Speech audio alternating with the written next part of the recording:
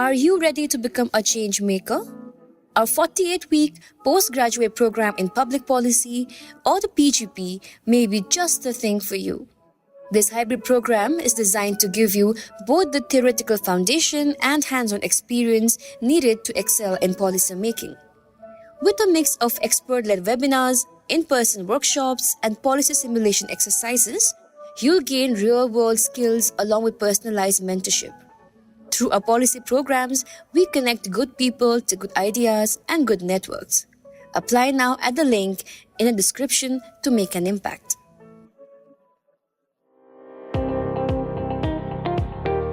Welcome to All Things Policy, a daily podcast by the Takshashila Institution. We are a bunch of policy nerds based in Bengaluru, and we like bringing fresh perspectives to Indian affairs and Indian perspectives to global affairs. So grab a cup of coffee, sit back, and join us for today's chat. Hello everyone. Welcome to a new episode of All Things Policy. I'm your host Swathi Kalyani, and today I have with me Shree Keerthi, research analyst at the Geospatial program in the Takshashila Institution. Hi Shree. Hi Swathi. So today we are here to discuss about the locust attacks, its impacts, its issues, especially with respect to India. So let's get started to it. Sure. What are locusts? Can you just start with the basic definition, what type of insect it is? Yeah, locusts are actually the type of grasshoppers, but they are just unique in the nature. Most of the grasshoppers are solitary, but locusts can undergo some dramatic transformation. They belongs to Acrididae family, and within that, you'll able to see that different types of locust in that. And one of the most well-known type is desert locust, which actually creating a problem in some part of India. I mean, the western part of India. Wow, I didn't know locust could be so different from regular grasshoppers. Anyways, please continue. Yeah, it's pretty fascinating. There are 10,000 species of grasshoppers around the world, but the locusts are a bit special in that. And we usually found them in the tropical regions, and desert locust is a particular. It's known as a big short horned grasshopper. Okay, so what are the, I'm sure they're causing some issues in India and it's pretty intense. Can you talk about that? How are they a threat? Absolutely, they are causing an issue. This, as we said, desert locusts are one of the most dangerous migratory pests in the world. They can travel incredibly distance. They can cover almost 150 kilometers per day, and this ability to migrate so far is why they are called as international transboundary pest.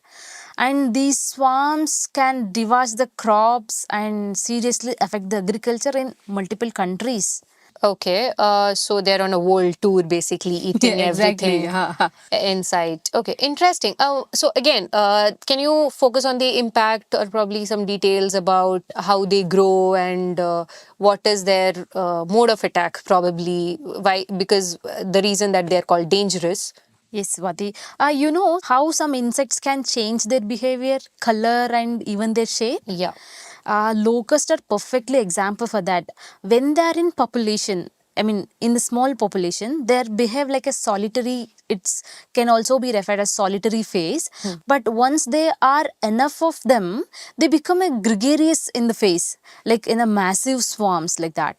These swarms are dangerous, especially when the environmental factors like temperature and the moisture are just right to them. I mean.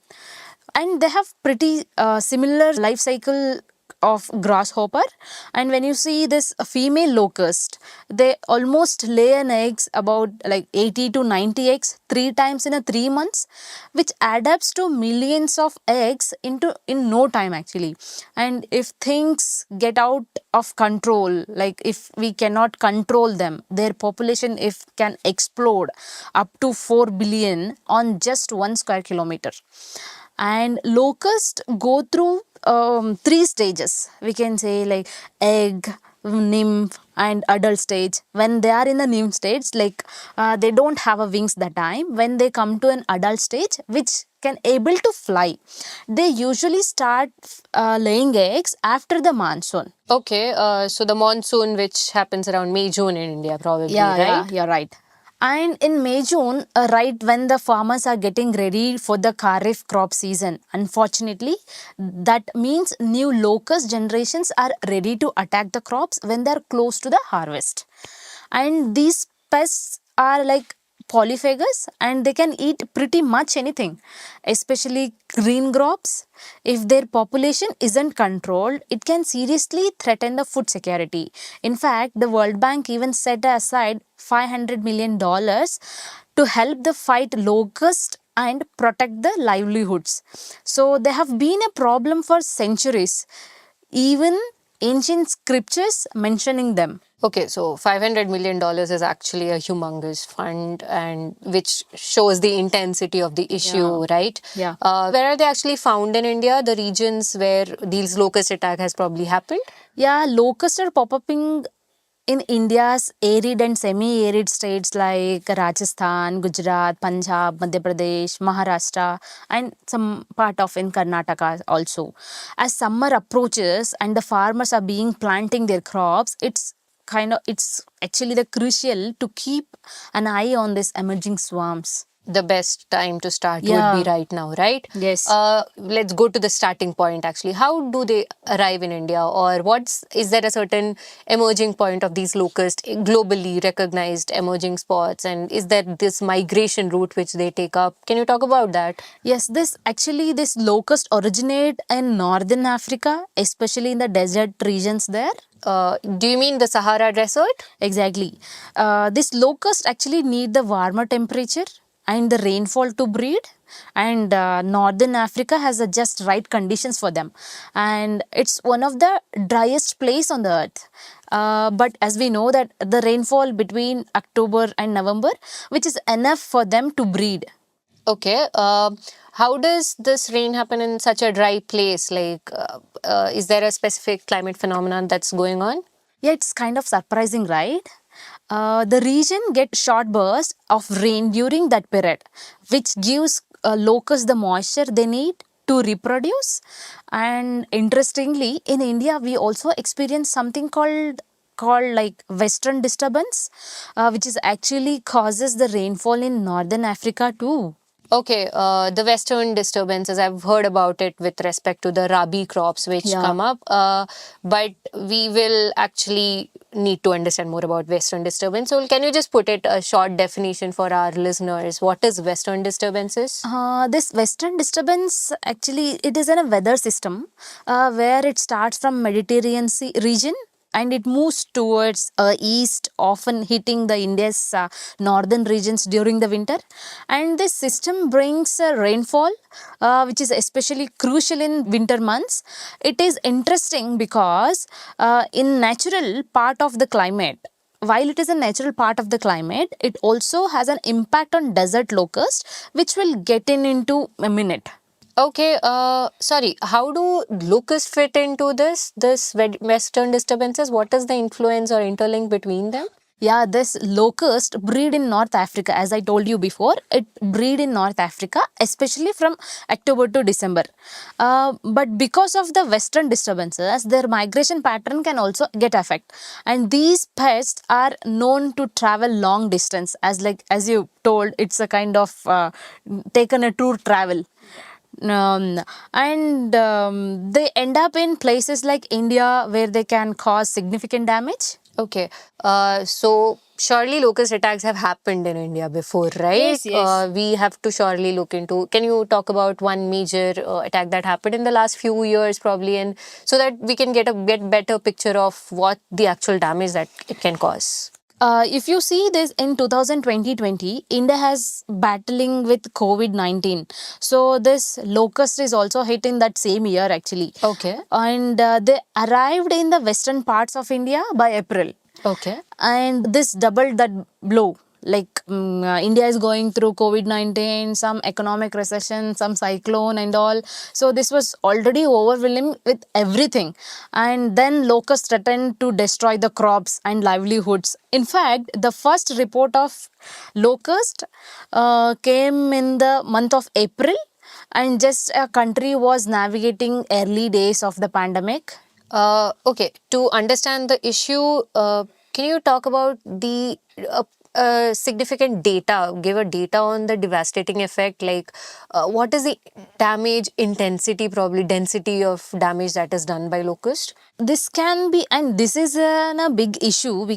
If you see, the single swarm can cover almost square kilometer and contain around 80 millions of locusts, and each locust weigh for 2 grams and it eat 2 grams of the food, which is like, if the person is weighing for 50 kgs can't eat 50 kgs, but it comes to locust, it will eat 2 grams of the same weight, and that means one swarm can wipe out the food needed for around almost 2,500 people every day, and they breed quickly. So what you are dealing with this exponential problem. Yeah. So even worse, like I'm sure this India has actually seen that there's a lot of immature locust. Yeah. And they're much harder to control for sure. Let's talk about why is locust majorly known to destruct these farms. Like, I'm sure when they're moving around, they're also going through forest, right? But there is not much data probably, or not much discussion on locust attack in the forest landscape. Can you talk about that? Absolutely. As we discussing from the beginning, we are discussing about the desert locust. The word itself is explaining it is a desert locust, where we usually see these desert locusts originate in desert areas. So locusts actually prefer kind of wide open spaces like desert and grasslands, where there's plenty of food to munch for them, and forests are more crowded with the trees and thick foliage, which makes it harder for them to swarm and feed. So forest is not their kind of living area. Okay, so it's basically the ease of consumption of vegetation, which I mean, surely forest has more vegetation, but it's that there is a difficulty in traveling. They probably. need wider space. Yes, to travel. so as the swarms are moving as a colony, it's much better if they have like a farmland, which is quite common with grasslands, right? Yeah. They might be more dependent on agriculture. That's actually a good thing to look upon. Let's get into the solution aspect. Are there control measures, or how are locusts controlled or managed, or at least this attacks mitigated? There are some control measures are already taken up through some of the organizations or through by the government and all. There are a lot of monitoring is required. Areas with green vegetation or sandy terrain are surveyed regularly, especially after rainfall. Special pesticides are used to stop the locust from breeding, and the key is keeping an eye on temperature between 20 to 30 degrees Celsius, where this when they are most like to thrive. And in India, the locust warning organization, what we call LWO, plays a big role in monitoring and controlling this locust, especially in the desert regions like Rajasthan and Gujarat. And if I remember correctly, LW also releases these weekly reports, right? If there are any breeding points of locusts that are seen in these states, and control measures maybe can be taken up quickly, right? Yeah, we do have the reports on where they have controlled this locust and where they have saw the locust and all. So we can go through that website and we can have the reports on locust attacks and controlled aspects too. Good. So is there more that can be done? Like, can we get into these? As we said, it's a transboundary pest, right? So obviously there are multiple countries which are affected. Is there anything when, at least in the policy framework, where we can get in countries to come together and probably find a management technique for this? Definitely. This international coordination is crucial and it is very much needed at this moment. Like countries like India and Pakistan face similar challenges. And if they work together, they could provide earlier warnings to the farmers.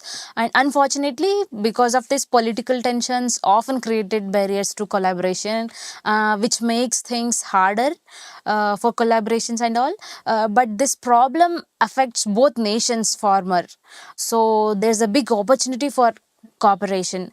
Besides that, environmental factors like fluctuating monsoon patterns may complicate the things. But if both countries can sign up their strategies and shares their resources, maybe the response could be much more effective.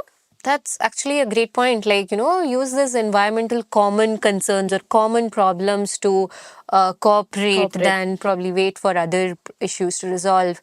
Let's get into the geospatial aspect. Quite important. How does the geospatial technology help in locust control? This geospatial technology like satellites and drones is a game changer, we can say. It is a game changer in predicting and tracking the locust movement. By using this remote sensing, experts can spot areas where locusts are breeding based on the factors like, as we discussed, factors like vegetation, moisture levels, and the temperature and etc. With this information, we can predict where the locust might swarm next, or where they can breed, or where they can live. These all things. Yeah.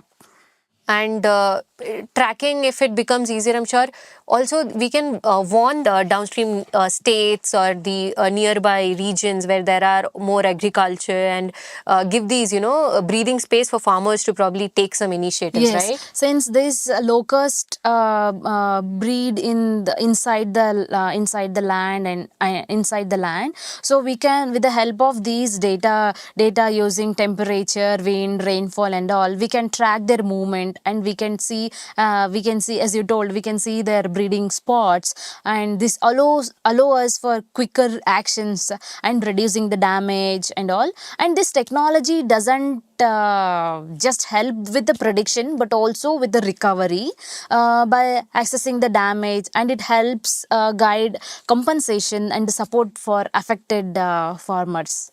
That's an important aspect, like as we also move towards these insurance schemes for farmers, and as we also have these established satellite images and providers, everything, we can probably find out this crop damage density, right? And that's quite a good measure to probably look into, understand how much locust might have attacked, how much food might have been destroyed, and hence find the income that has to be given up for farmers for the damage that is for their livelihood and all. It will helpful for the farmers and all. Yeah, and yes, so I think to wrap it up, like, let's focus on the key takeaways from this, right? First is, locust attack might not be happening every year, but it's a serious issue. Exactly. And as we are moving actually towards the summer, or probably the time, we have to look into it. Exactly. And we have to give some kind of warning things to the farmers who are actually sharing the borders with Pakistan. I mean, India is sharing the border with Pakistan, Afghanistan and all. So we have to look into the areas where this locust has already been affected, like Rajasthan, as I told, Rajasthan, Gujarat, Madhya Pradesh and all. So these areas to be monitored and surveyed in the particular months where we can expect that locust. Using this technology and coordinating with international coordinating with the countries and actively involving this local farmers are essential to preventing and managing these attacks. Yes, and second would be more research. I mean, as we saw, the last one happened in 2020, and we surely don't have much surveys or like much research being done. So probably more ground surveys and more discussions and more innovations to manage and survey these things. And third, as World Bank has been a part of it, I'm sure FAO is also has its own standards for it. More international cooperation can come up with taking these international organizations and creating more pragmatic standards maybe to take up these things. And another interesting would be the agroforestry to look into. Yeah, it's a good idea. As we said that, forest impact is quite lesser, and agroforestry is something that is coming up, that is there in India, but it's an innovative idea. We should take up that. Yeah, focus is being given. So probably using these large trees as a fence to these farms would be a great idea. Fifth is, of course, the countries, cooperation between countries. It's a good, it's a prominent challenge and a good We opportunity. should build good friendship with the countries. Yes. So I think we got a few insights to the topic, and surely we need to look more into it. But a great start, and thank you, Shree. Thanks, Swathi. Thanks for having me.